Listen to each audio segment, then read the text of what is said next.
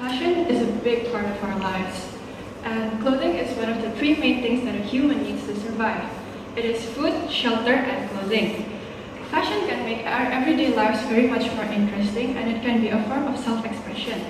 Hi, my name is Valerie, and today I will be presenting to you about my research about fast fashion and how it affects our Earth through climate change and why we should all care.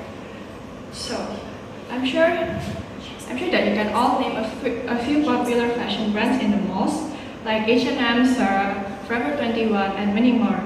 They are called fast fashion brands. What is fast fashion exactly? Fast fashion is an industry that copies clothes in a rapid manner, which they copy clothes from catwalk or celebrity culture and then make them into cheaper versions. They usually mass produce them rapidly to keep up with the ever-changing trends from social media. And this industry usually attracts a massive amount of customers due to their trendy items and affordable collections. This phenomenon can be seen through the example of a Gucci jacket versus a sweater from Forever 21.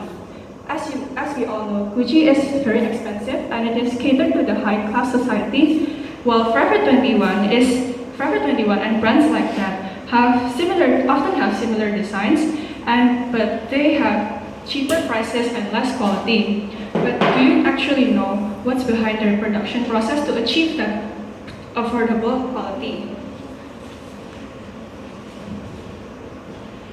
These companies do mass production daily to keep up with the trends and the ever-changing market demand. These pictures are the horrific and ugly truth of the fast fashion industry. Workers are usually working under unethical working conditions. They are usually overworked and underpaid, and sometimes even underage children are employed there.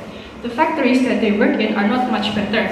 It is usually polluted with the chemicals that are used to dye textiles and materials to make the clothing. This disrupts the respiratory system of a human.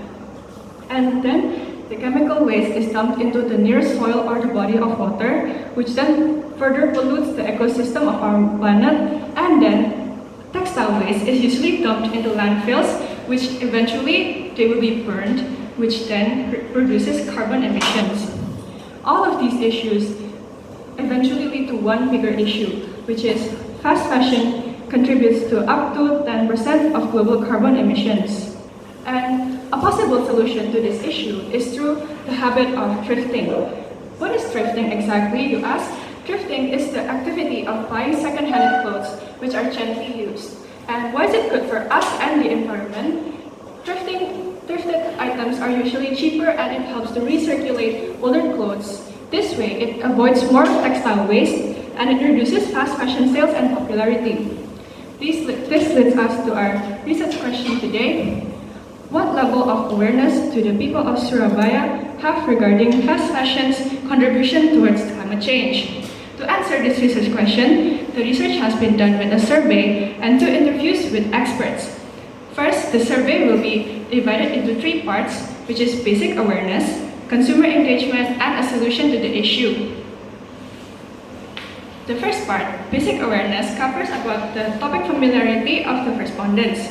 It makes sure that the respondents are knowledgeable enough about the issue at hand to continue on with the survey. Almost 80% of the respondents answered that they are already familiar with the definition of fast fashion, and they are already also familiar with more than 6 brands of fast fashion.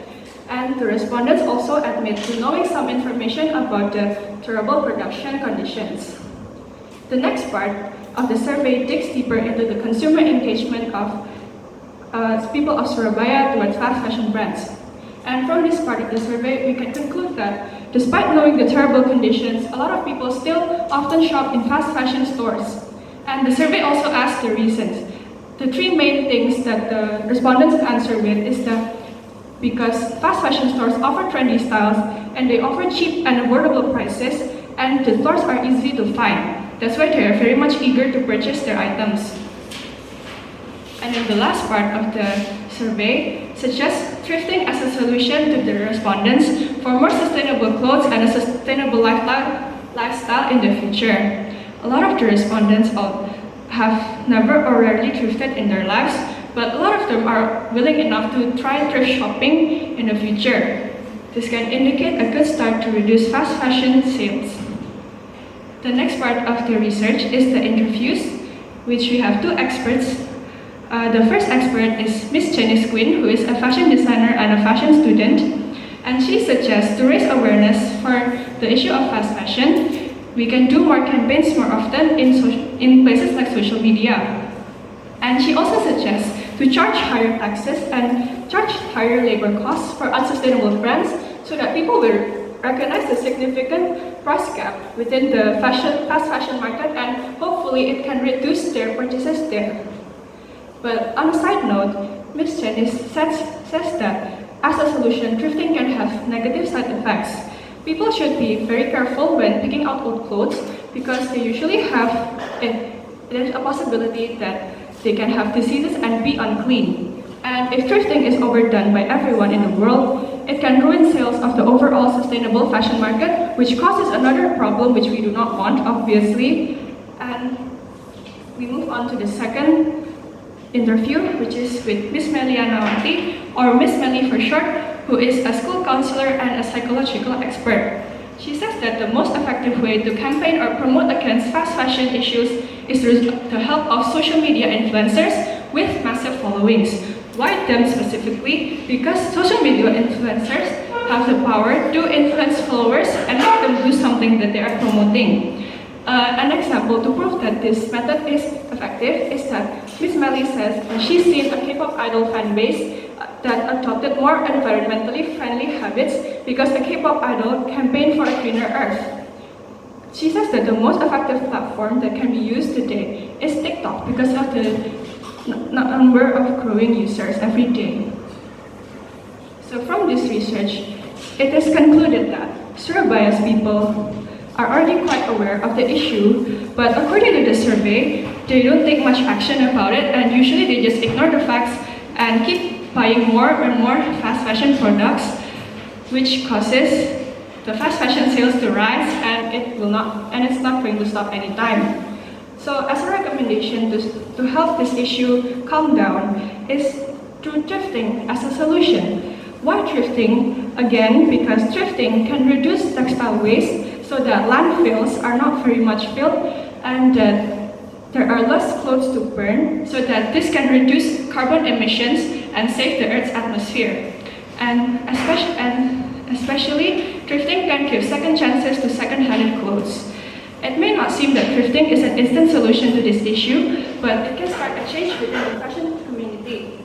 From a little spark can burst a flame, says quote by Tande Alikeri. That is all for my research presentation today. Thank you so much for your attention, and God bless you.